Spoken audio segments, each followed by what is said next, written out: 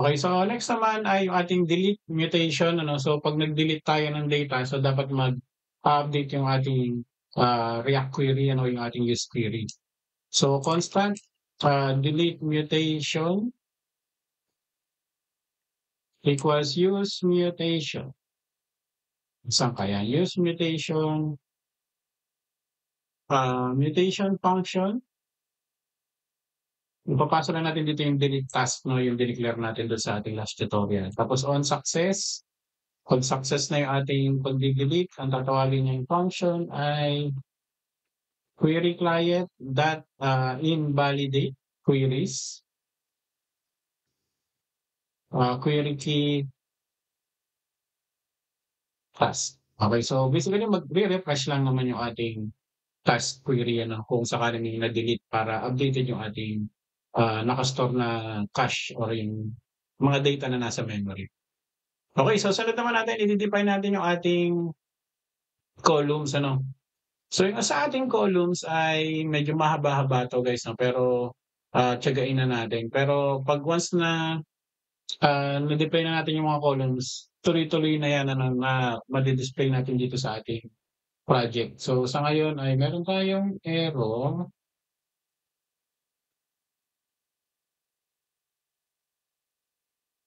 Yung bakit user server? Use server 'to. Okay, so okey na? Okay, so balik tayo rito, magde-define tayo ng column ano. So dito sa baba, kasi dito naman siguro, yung ating mga functions handlers 'no. Tapos dito yung ating table, columns, dito natin ide-declare. Okay, so dito ang gagawin natin ay gawa muna tayo ng column na variable ano. Yan ay equals to use, memo. So yung use siya memo ay built-in sa yung React ano, will only recompute the memorized value when one of the depths has changed. Okay, so yun yung, gagawin natin. So yung use memo sinasabi niya hindi niya na kailangan i-re-render yung isang data or isang bagay o function hangga't hindi nagbabago yung mga dependencies niya. Okay, so mamaya pagkatapos ng use memo, declaration na 'to, magde-define tayo ng mga dependencies na titingnan niya 'pag nagbabago-bago ano. Okay, so ito ay tatanggap ng type column def. Tapos, yung ating column def ay, task series of yung column def ay mga task. Okay, so yung task natin ay, mga array lang din ano. Yan. Okay, so error na siya kasi maghahanap siya ng dependency ano. Okay, so function sa loob ng ating open close parenthesis, di-declare tayo rito ng yan. So para hindi na siya error, ang ating titingnan na dependency ay, delete mutation.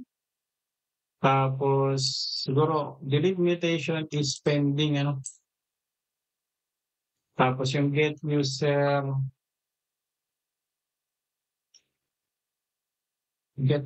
ay hindi, wag yung get user. Okay, so okay na muna yan, 'pag nag-delete saka lang mag-aano yung column, magre-refresh. Sa ngayon ha, yan muna yung ating gagawin para lang hindi mag-error 'tong use memo natin. So dito, kailangan na natin siyang values. So accessory key, title 'no. Tapos yung header niya, yung makikita ni user ay title. Okay, so yung cell value niya, information, magre-return siya ng div.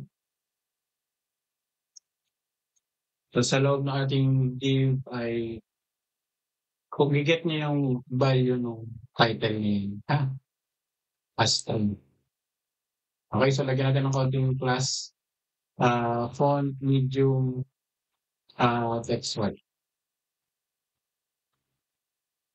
Okay. So siguro maganda niyan i-construct na rin natin yung ating table ano, pero habang ganyan pa lang para makita niyo na yung table 'no, na napo-populate. Okay, so dito sa baba lang ng column ano, constant table equals to use React table. Okay? So yan ay tatanggap ng ilang parameters o data. So dito isusupply natin yung data. Kung wala naman data, susupply lang tayo ng array, empty array. Okay, so columns, supply din natin yung columns natin. Tapos yung ating get core model function. Okay? Tapos sumunod, get sorted model or row model, get sorted core model, get sorted row model function. Okay, so sumunod yung ating get filtered row model equals to get filtered row model. Okay, so get pagination row model equals get pagination row model na function. Tapos on sorting change, set sorting. Yan yung state kanina, no? Tapos on column filter change, set column filter change, filter, sorry. On global filter change, set global filter change, filter lang, lagi may change ano. Tapos on pagination change, set pagination. Okay? So global filter function include string. Tapos yan ay may state ano? Yung state niyan ay sorting, column filter, filters, global filters, saka yung ating pagination. So yan yung mga required ni use React table. Okay? Okay, so display na natin dito no, yung ating table no, para kita na natin siya dito sa ating UI. Okay, so tatanggalin natin to dito no. Tapos yan ay magre-return na lang tayo ng React fragment ano. Kasi dati guys, yung unang panahon, React fragment yan dati. Pero ngayon ginawa na siyang ganyan na lang. So valid na yan as React fragment. Okay? Kasi magkakaroon tayo dito ng nested divs no. So kailangan pag may nested divs kayo sa React, meron kayong parent div. Pero dito kasi sa gagawin natin, hindi na kailangan ng parent div no. So okay na yung fragments lang ano.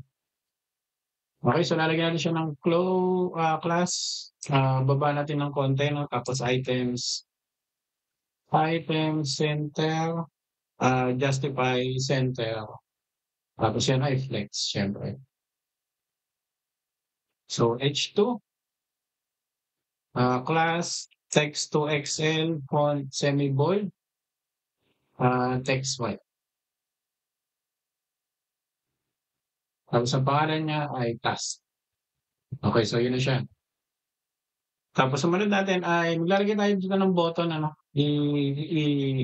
ano na rin natin. Para mamaya hindi ko na siya iintindihin. So dito yung ating create task. Okay, so hindi kita, pero nandiyan lang yan sa tabi-tabi. No? Ayun, create task, nandun siya. So gagawin natin plus, flex, item center, gap2, rounded LG, px4, py2, text small, hindi pa rin siya kita na kailangan natin lagyan ng BGY. Yun, so yun siya. Text block. Tapos siguro pag hover ay yung BG gray 200. Yan, so lagyan din natin ng icon ano. So yung karaniwan na icon ay plus. So yung plus na yan ay magagaling sa Lucid icon. Class name with 4, H4, tapos meron lang siyang text block. Okay, so yun siya, no? Tapos, kumpletuhin natin ito. Ano kailangan kasi ay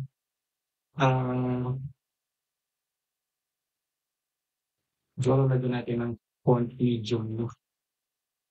Yan, font medium, weird. Pero sige, tuloy lang natin.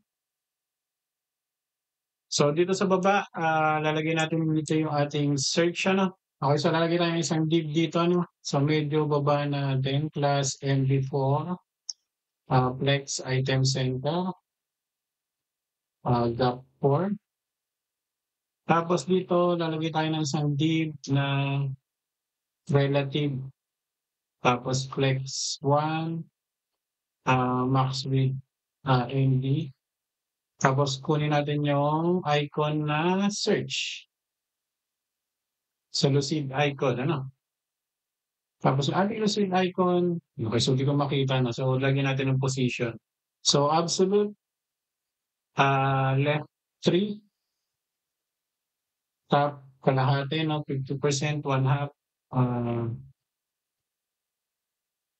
with 4,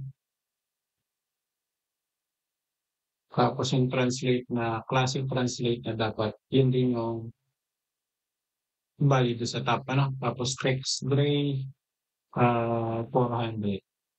Okay, so yun na yung ating lente, no? Yun na. Okay, so sumunod yung ating input, text. Tapos yan, kanyang, di natin kailangan ng name, no, sa kanang ID. Yung kanyang value ay yung ating global filter, no? Or walang value or empty. Tapos on change, wala pa tayong function, kaya ang gagawin natin ay empty function muna na yan, ni ganyan. Pati ito, no? Lagyan natin ng on click para di natin makalimutan yung mga function na gagawin natin dito.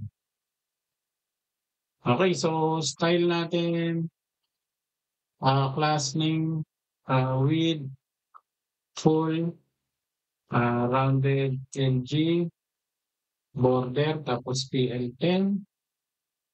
Anong background natin? Ang background natin ay gray 800.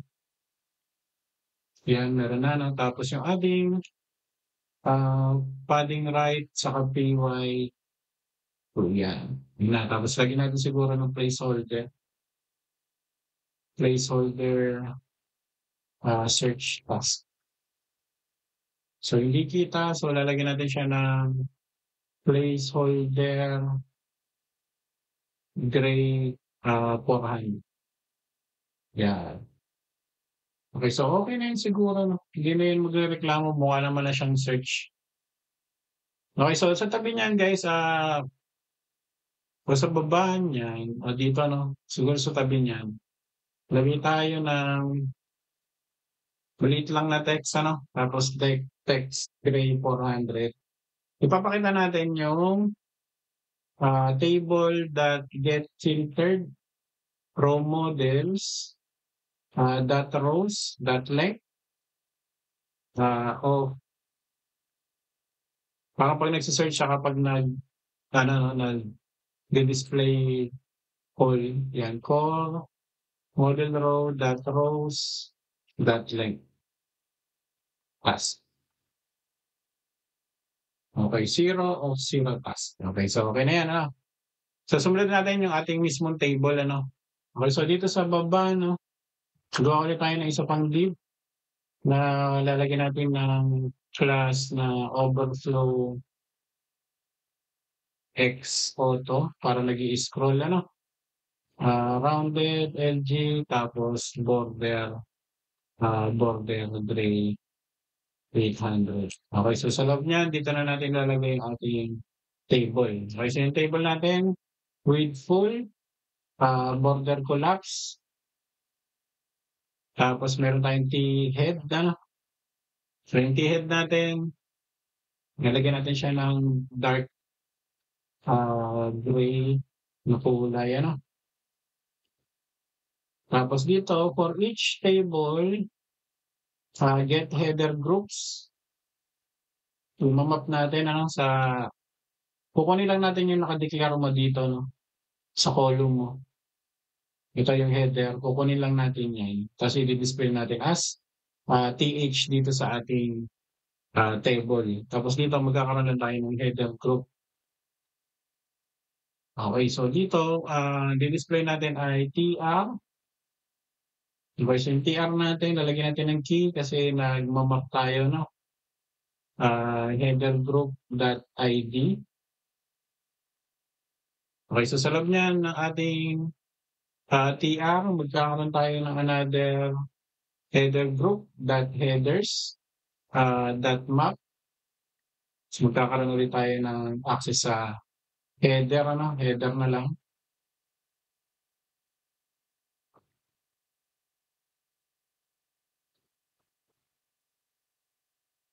Okay, so sa loob niyan, magre-return lang tayo ng TH.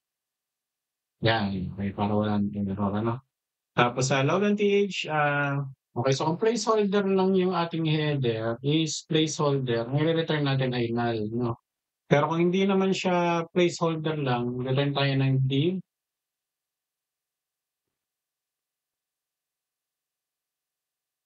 Okay, so yung div na yan ay i-display natin yung ating flex render, ano, header dot column dot column def dot column def dot header tapos dot get context.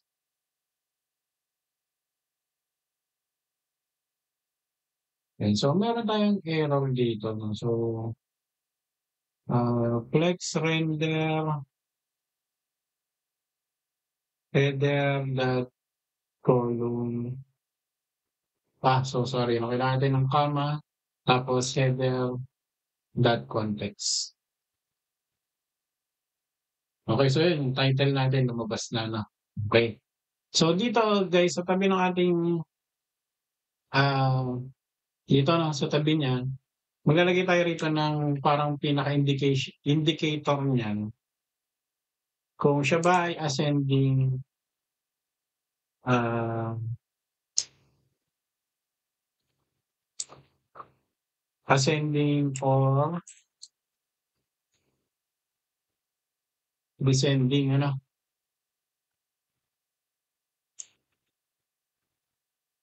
Yan. Okay, so yan ay i-deconstruct natin sa loob ng isang, header, ano? Kukunin natin yung index na yan. Tapos get is sorted na function, as string, tapos ordinal. Okay. So, unfortunately, ang gusto ko nga sana dito ay icons, ano? Pero, ah, ang tatanggapin niya lang kasi string, eh, no? Sending string. So, kalimitan, ang nilalagay na lang dito ay emoji, ano? So, dito na lang, nakakopy ko na lang siguro tong, ito, yun sa down arrow symbol. Pag ascending siya, pa baba, no? Descending, pababa. So, arrow up. Pag arrow up naman, wala bang pwedeng i-copy dyan. Ito, dito. Arrow up, copy lang natin ito. So, string yan. Yan. So, dito sa ating, pag kinilik natin, wala pa palang function, ano. Hindi pa yan, ano, kasi ginano natin. Ah, hindi pa natin nilalagyan ng function na pagsusort. Okay, so doon tayo muna sa, siguro sa ano, no, sa classes. So, dito sa TR, lagyan natin siya ng konting, ano, no, style. Border B, PX4, PY3, text left. Okay, so para mag-left siya, no? Tapos text, extra small, font medium, uppercase. Yan, naka-uppercase siya. So, tracking, wider, border gray, 800, tapos text gray, 300. Okay, so ganyan siya, no? So, bakit wala siyang padding PX?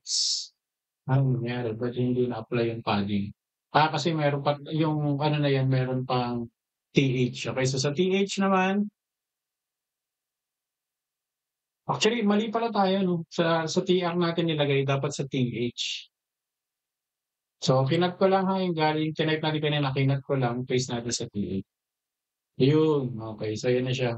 Kaya ako nagtataka na sa TR pala siya. Okay, so dito sa naman sa ating div, kailangan natin ng class, pero may conditional tayo, no?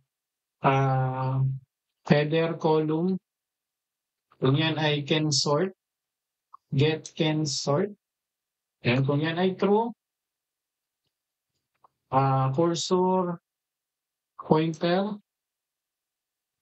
select none, tapos magkakaroon tayo ng hover effect, ano, text white. Kung hindi naman siya can sort, edi wala, no? Okay, so hindi pa siya, itong title, hindi pa siya nalabas, ano, hindi pa nalabas dito. Kasi kailangan natin, so doon tayo sa loob ng div ha. Okay, so dito, no, sa baba ng class, maglalagay tayo dito ng conflict, header dot column, dot get toggle, sorting handler. Okay, tapos on key down, magkakaroon tayo ng event, ano, access sa event.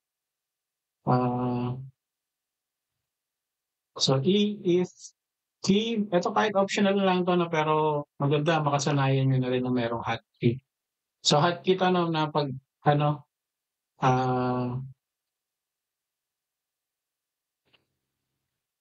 pag keyboard yung gustong gamitin ni user.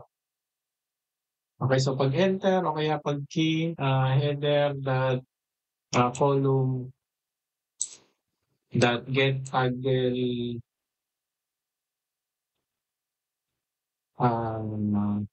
sorting handler dot if. Okay, so konting null safety tayo. Okay, then yung ating tab index, header dot column get sort, can sort, 0 or undefined. Tapos yung ating role, header dot column that can sort, button or undefined. Okay. So yung pag kinilig ko, mapapansin nyo guys, so may lumalabas na arrow. Ano? Ayan, yung arrow na maliit, kung mapapansin nyo. Okay, so gumagana na siya.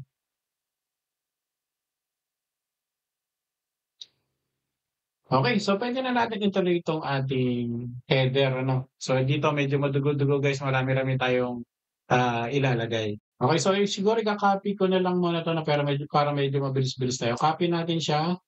So ito ang gagawin natin siyang description. Tapos yung ating header, description. Tapos yung ating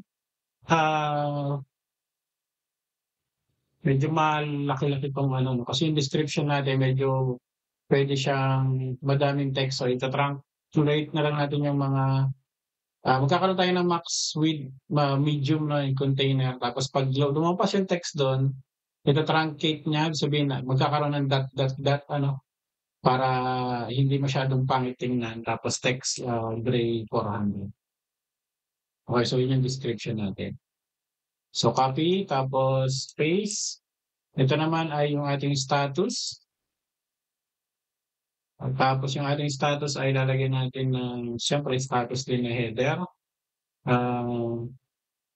Tapos ito, medyo kakaiba, no? Kasi info, cut ko lang to, cut. Tapos ito ay magre-return. Kailangan kasi natin i-store yung ating status dun sa ating, yung ating info.getValue as string, kailangan natin i-store sa isang function ay variable. Tapos return. I-paste na natin to ngayon, ano? Paste. Siguro span na lang to, no? Span. Bakit span? Kasi tatawagin natin yung ating helper, ano?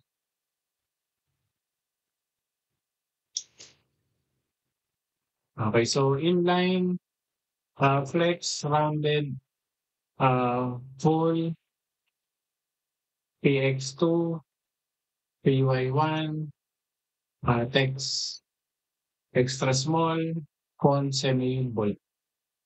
Okay, so dito, get status bar color, ano? Tapos isusupply natin doon yung ating status.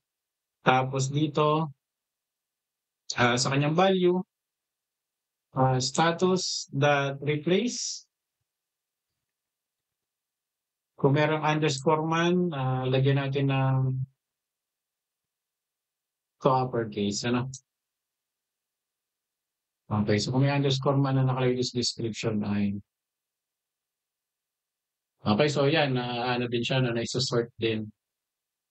Okay, so sumunod natin, similar din no, yung ating priority. So copy, tapos paste. Tapos ito yung ating priority na control. Sana gumana, no? Priorities. So mali, no? Get priority, update, ayan. I-update lang natin. Okay, so nandun. Kasi ito wala nang, hindi na anong, kasi ito yung ating, mali pa explanation ko sa kala ko description pa, no? So kasi, di ba meron tayong in progress na status. So kukunin lang natin yung, tatanggalin lang natin yung underscore, tapos papalitan natin ng space, tapos i-capitalize lang natin yung unang letter nun. So yung explanation. So dito naman sa priority, wala naman tayong underscore. So gagawin natin, to uppercase na lang tayo ulit. Okay. So sumunod naman yung ating assign to. So siguro ito, tatype lang na lang natin no, kasi normal na lang. Hindi, copy natin yung sa, ito yung sa title kasi normal lang siya. Okay, so accessory key ay assigned to. Assigned to. So, yun po. Okay, so sumunod, copy paste yung ating created at ano, created at, tapos ito created at, kasi ito may konti tayong conversion, ano. So, constant date equals to new date info that get value as true. Okay. Tapos return na natin pa, ano. Tapos ito siguro gawin natin siyang ano, text SM tapos text gray 400. Okay, so ito gagawin natin siyang date to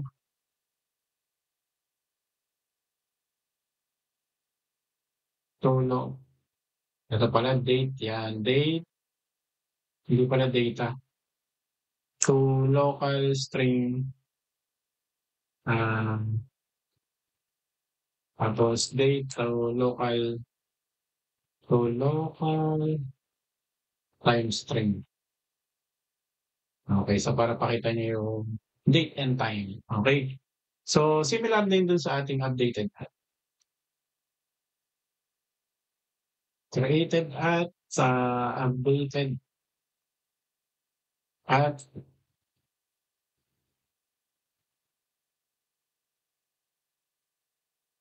So, new date.